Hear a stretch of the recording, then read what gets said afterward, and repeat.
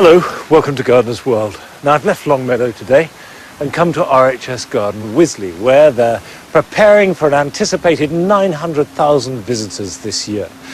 Mind you, it's been as tough for them as it has been for all of us with this harsh spring weather. Nevertheless, there's lots going on here, both inside and out.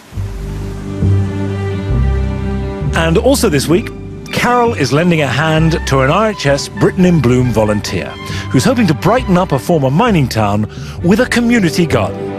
Wow, look at this! Oh, it's plant wonderland, isn't it?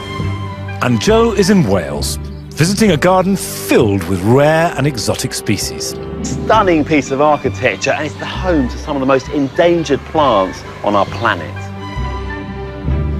Now I shall be looking at the orchid collection here and learning the best way to repot them. I'll also be helping to sow some wildflower seed and getting inspiration for my own garden from the Alpine House.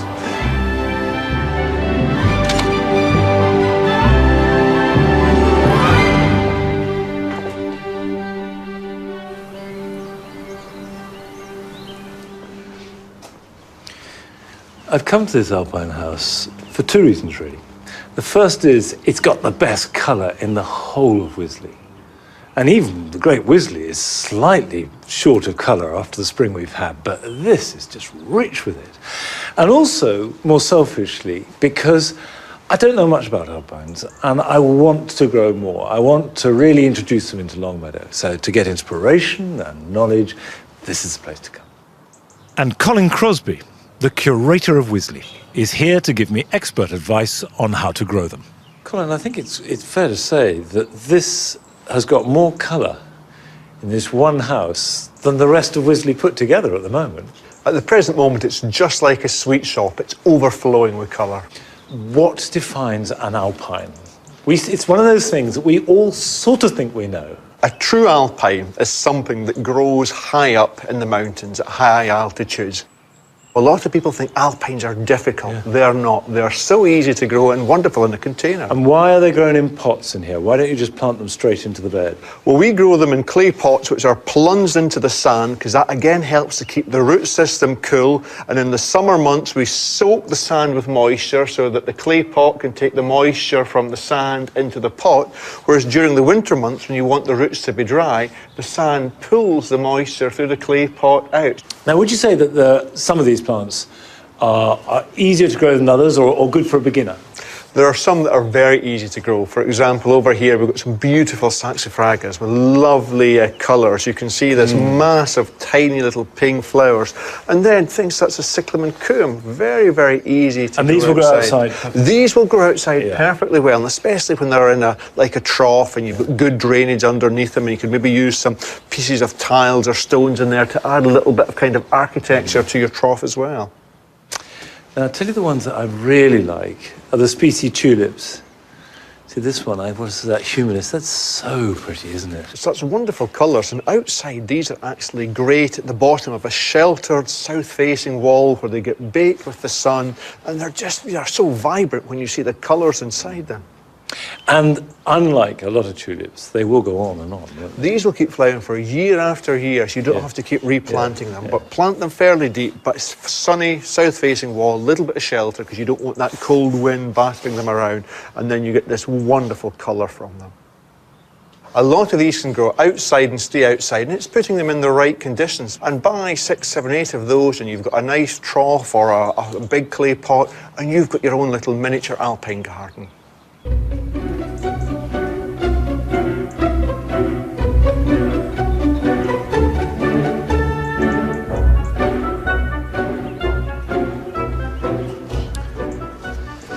I'm making a list, which is not really a shopping list, it's more of an inspirational list for plants that I would like to grow at Longmeadow. And there's no substitute when you're planning any kind of garden, be it a few pots on a windowsill or a great big herbaceous border, to going out and seeing them growing and building plant combinations of colour and texture and size that you can then take back to your own garden at home. And Joe has gone to visit a partner garden of the RHS. And partner gardens allow entry free to RHS members at certain times of the year. And the one he's gone to is the National Botanic Garden of Wales, which has an unusual glasshouse, not only on the outside, but also on the inside.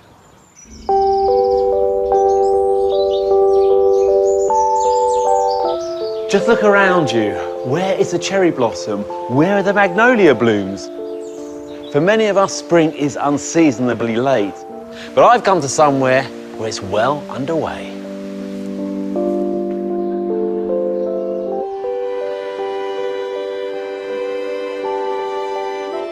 Here at the National Botanic Garden of Wales, I've been promised wonders under this spectacular dome. And it certainly delivers. It's a stunning piece of architecture, a veritable Noah's Ark made of glass, packed full of plants. And it's the home to some of the most endangered plants on our planet. We all know about the threat to the rainforest, but the plants here come from some of the driest, most arid places in the world. These Mediterranean plants are so rare, you'll struggle to see them anywhere else on Earth. They're known as Mediterranean plants because of the climate they live in, but they actually come from as far afield as California, Australia, and even South Africa. Just look at this. This is absolutely stunning. This is the king protea, the national flower of South Africa. It's absolutely beautiful, isn't it? And I've been lucky enough to see it in its natural environment in Cape Town on Table Mountain. And they grow in the fynbos, which literally translated means the fine bush. And it's a combination of flora that all thrive off each other and live in this wonderful ecosystem. But it's under threat through environmental change and also man-made influences too. And out of the 370 protea species, 120 of them are endangered. So it's just lovely to see it thriving away here. Creating a specific habitat that allows these plants to thrive is no mean feat. This spectacular dome is the largest single-span glasshouse in the world and was designed by Sir Norman Foster.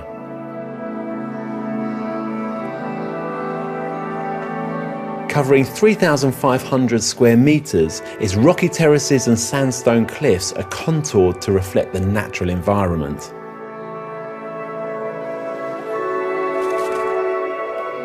Simon Goodenough is a horticultural curator here and is passionate about protecting endangered species. You've got some pretty rare plants here, haven't you? McCutcheon's grevillea, I hear, is here somewhere. Oh, yeah, yeah. I mean, it's not a looker, so you'd probably walk straight past it. And it's here. It really is not going to win a beauty contest, is it? Mind you, from a botanical point of view and as a curator of a botanic garden, it gets my juices going. You know, I think this is absolutely really sexy. But we're not going to sell it to a lot of people. So how rare is it? Well, in Western Australia, there's 10 of them in the wild, that's it. The only reason this was found is because somebody was deciding to drive a road through a part of Western Australia. And quite by luck, you know, a botanist took a look at it and said, hey guys, I don't think we've ever seen this before. Realised that it was a brand new species to science. Right. We've managed to grow it, we can actually propagate it, and we've got probably more than there are in the wild here. We are keepers of genetic material, if you like. If ever there was a call to get material back, they know it's here.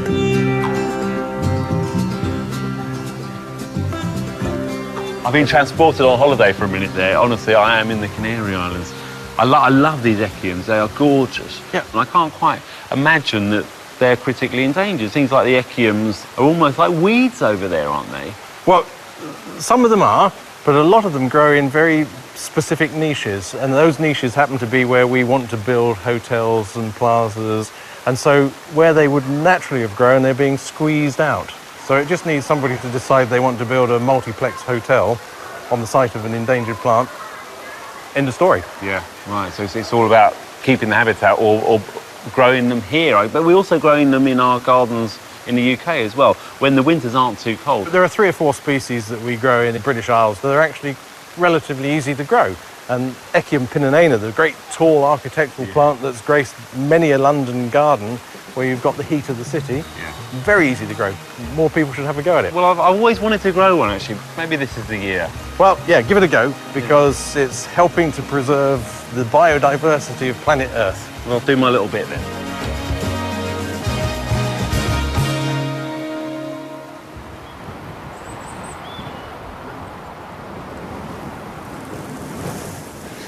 The National Botanic Garden of Wales is fascinating. It's huge, there's lots to see, and I really recommend paying it a visit. Of course, Wisley is pretty huge too, but it is broken down into lots of smaller gardens. And they're busy at work here, despite the weather. In fact, they were saying to me that they reckon they're 20 days behind last year. However, preparation is underway, and they're sowing wildflower meadows, not just in the great open spaces they have here, but also in corners of the model gardens. Now, as part of next week's National Gardening Week, we're all being encouraged to grow wildflowers. It's a really good way to add colour and texture to any corner of your garden, and also has the huge benefit of attracting lots of bees and other pollinating insects. Matthew, hello. Hello, how are you doing? Now, I gather you're making a meadow, albeit in really quite a small space. A very small space, just to show what you can do on a small scale in a domestic garden. So having dug it over, what's the next step? We now need to tread, consolidate the soil. You ready to get stuck in? Yeah, I've got my treading shoes on. Perfect. Now, you're preparing this like a lawn, you know, to get rid of your bits and hollows. Why, in fact? It's just we need a settled seed bed to Right. be sowing these into. We don't want the soil settling once we've already put the seed down. I know that the received opinion is that you need poor soil for any kind of wildflower mix. There's a couple of schools of thought here. I mean, the more fertile the soil is, the more vigorous any grass will be that's within that meadow mix. If you've got very poor soils, then the grass is going to be far less vigorous, and it'll be a happier combination between wildflowers and grasses. And it's a perennial mix we're putting in here with foxgloves, with primulas, with some galliums, that's known as bed straw. Is there any grass in the mix at all? We're not going for grass in here. We're quite fertile soil in here, and I dare say the grasses wouldn't look so in keeping in a border, so we're going completely wildflower. So presumably you want to rake that before We do, sow, right? yes, we need to get this down to a fine tilth now, but just to take out any large stones or any twigs in here. Now, how critical is the timing of this? I mean, it's still cold, but presumably the soil is warming up. What is really important this time of year is we've still got moisture in the soil. That moisture's there for the germination, will help the flowers establish. You could do this in the autumn if you've got quite a free draining soil. If you've got a soil that's prone to waterlogging or quite cold, like a clay soil, now, spring is the time to do it. So get on with this. Yeah.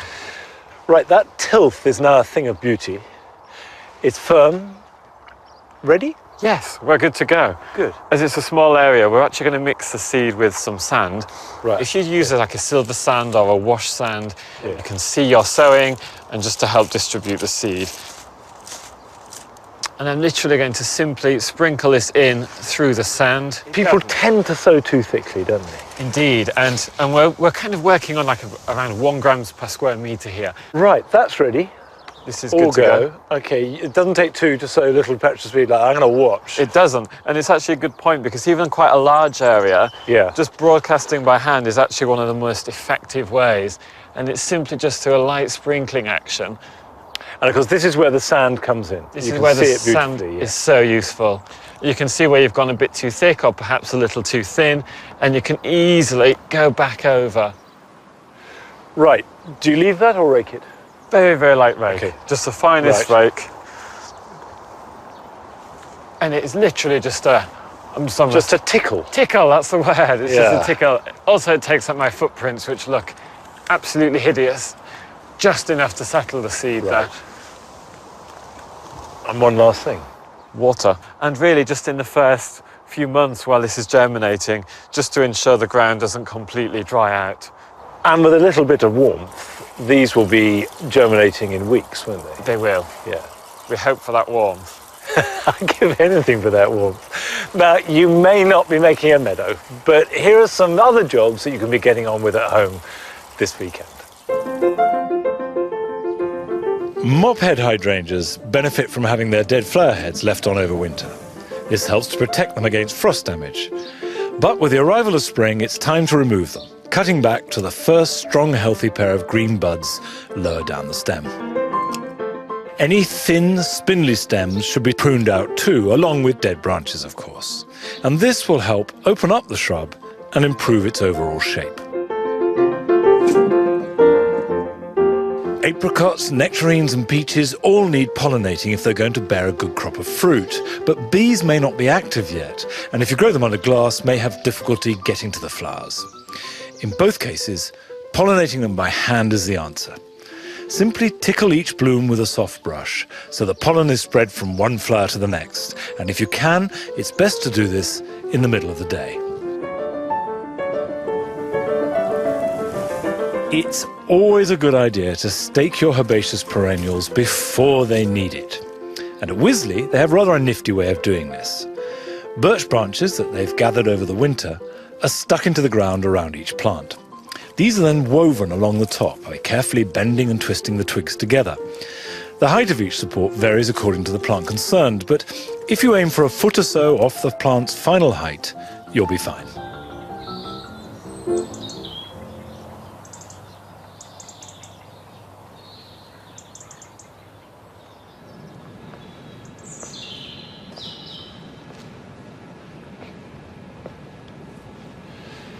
I don't grow any orchids myself, but when I was a child, my granny did. And I can still see clearly in my mind's eye these extraordinary flowers up on the mantelpiece, arching down like exotic birds. And I know lots of people get given orchids and grow them and get the same sort of wonder and pleasure that I did when I was a child. But to come here and see so many all together really is special. Wisley's orchid collection is one of its star attractions at this time of year, and I'm meeting Peter Jones to find out how best to look after this most exotic of houseplants. Hello, Peter. Hello, Monty. Peter, how many different orchids have you got here?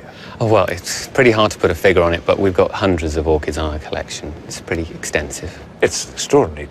Now, a lot of people will be given orchids. What's the first thing you need to do? Where do you put an orchid? I suppose you need to think about your orchid selection. So, for example, if you had an orchid like a Phalaenopsis, which is given very commonly, that's an orchid which can take higher temperatures, so it's ideal for a warmer room like, say, a living room. And it also can tolerate lower light levels, so it's ideal for, say, if you've got more of a shadier room as well. I mean, a lot of people will think this is an exotic plant, needs a lot of heat, and I'll put it on a radiator. Is that a good idea? Oh, no. The thing with most modern houses is that they're all central heated, and it dries all the moisture out of the air, and the majority of these orchids come from very humid environments, so they like the moisture in the air. So somewhere like above a radiator is not going to be ideal for it.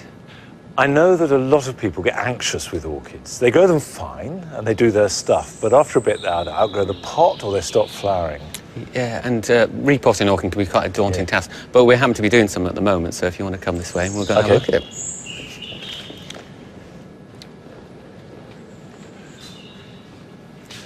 So this is a Phalaenopsis, a moth orchid, which is perhaps one of the most commonly given houseplants in the UK. Now, see, this is in a clear pot. Why is that? Well, orchids like Phalaenopsis do quite like a bit of sunlight on their roots to help with their feeding. But you also notice that we've got quite a few roots that are coming out of their pots. This is completely normal and is nothing to worry about. This is something that they do. Now, you have non-clear pots here for the Cymbidiums. Different type of behaviour. Exactly. These will put out roots slightly on the surface, but they're not really requiring the light factor to go to them. So how do you know that that's ready for potting on? So I've got a good example here of one that shows how orchids with bulbs, these are called pseudo-bulbs, how they grow. So this bulb here was when the orchid was first potted, and it produces a new bulb every season. And as you can see, it is moved across the pot from where it first started to the edge of the pot. Okay. Now, this one here is one that is ready for potting. Well, first we'll start with the basics, is we want to get rid of this old flower spike. You can see this orchid here, it's been in its pot several years. We've got some pseudo-bulbs here, and it's got quite a lot of roots that are just coming out of the pot. Now, do you just put that into a bigger pot? No, well, with this orchid, it's quite a small Cymbidium. It's not very big. I'm actually just going to tidy it up, and I'm going to put it straight back in the same pot it came out of. Right. So now I'm going to be quite brutal with this orchid, and I'm going to take a third of the roots off the bottom. So we can see, we can tease them out slightly. We can literally go in with our just snips. cut across. So we've taken our third of our roots off, and we'll just have a little tease around and see if there are any damaged and dead ones, because we don't want to leave any dead ones in there that are going to rot. Now, how would I know if they were dead? They'd feel soft and they'd feel like they were rotten. Right. So I'm going to start by putting a bit of compost in the bottom there, and what I'm going to do is try and position this orchid so that we've got the old bulbs at the one side of the pot, so we've got the newer bulbs in the centre, because that's where our new growing tip is going to form, and it's going to walk towards the other side. So keep it over. It's bringing it back, it's reining it back in. Right. Got a nice height there of the base of the bulb, say just below the rim of the pot, and we're going to backfill. So what I'm doing now is I'm taking the bark and I'm pushing it to just try and get it into the air gaps that may be inside the pot there, so give it a bit of a tap as well. And how often would you reckon to do this? We normally say 2 to 3 years, or when the bulbs have started to reach the other side of the pot. Okay.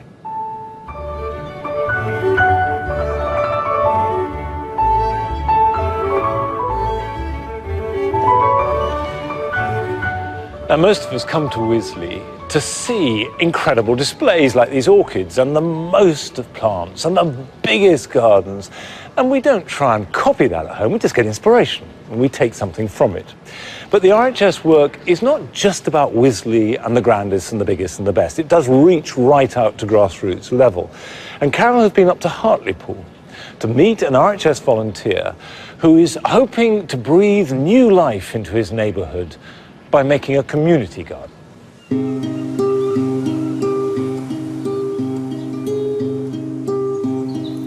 On the windswept north coast sits the small town of Easington Colliery. It takes its name from the coal pit, which until 20 years ago was the very centre of the community. But in 1993, the pit closed down and the whole locality felt a real sense of loss. But one man is determined to galvanise local people into making their town a much more plant-friendly and colourful place. I've actually come to take some divisions of your Rudbeckia. This is the right time of year to do it. Michael Welsh is one of thousands of RHS Britain in Bloom volunteers. Britain in Bloom is an RHS campaign that encourages communities to brighten up their surroundings. With the plants he collects from all over the neighbourhood, Michael's aim is to create a large community garden. Well, thanks to the parish council, land has been provided for Michael to start his community garden and to provide a place for all those wonderful plants that have been donated and propagated by local people. The community garden, apart from as a hub of the community, it could actually be the heart of the community as well, and it actually spreads all over the place, especially if people do it in their own gardens, etc. And as Easington actually gets more colourful, I think people's lives will be improved. Yep, yeah. That's it. I want to give whatever help I can to Michael's endeavours. Well, quite a few of these are looking really healthy. Look at that Hebe. Very loose sandy compost, but good roots, look at those. So they'll need a few more weeks in here until those roots have developed a bit more before you pot them up.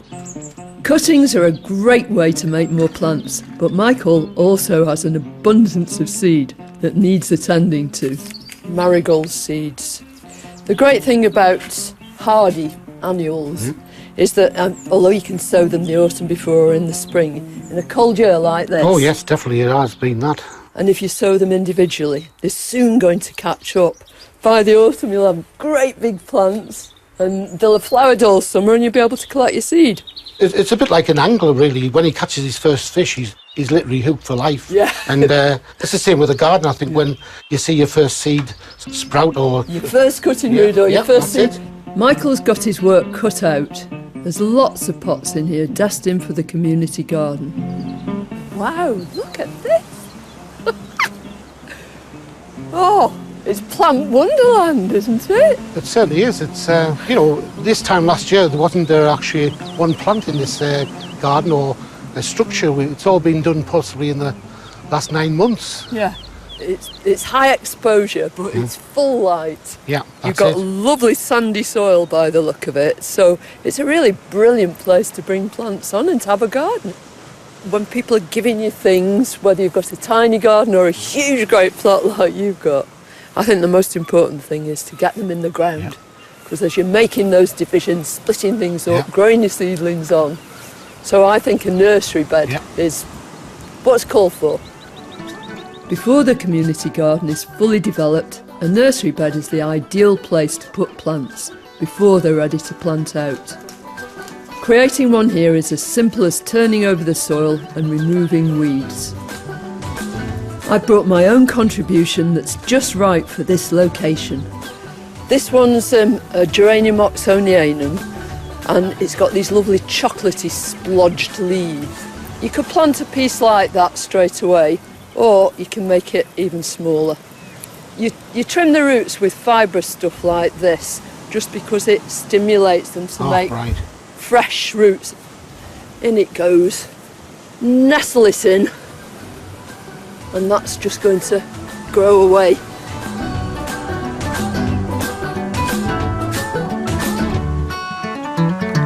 Now, this is a very special plant I brought you.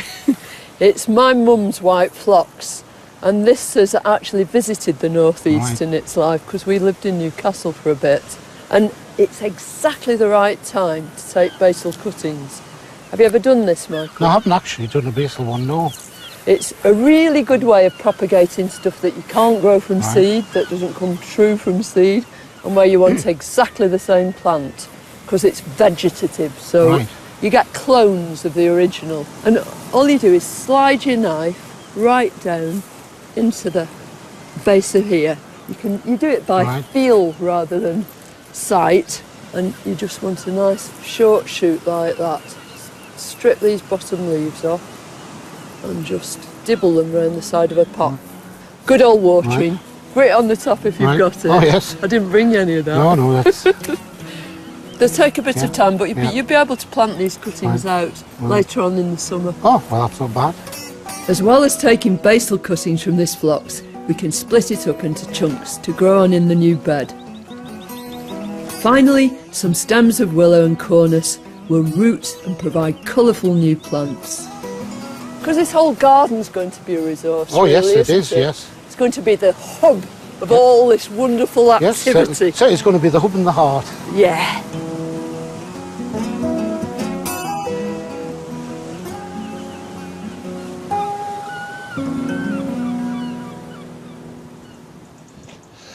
Well, I do wish them every success in the world with that project, because I know how that a garden doesn't just bind people together, it lightens up everybody's life. I can tell you what's lightening my life at the moment is this amazing river of daffodils. This is February gold, and it's dainty and it's charming and full of the light of spring. And even though Wisley is perishing and we have had a miserable, bleak few weeks, spring is coming.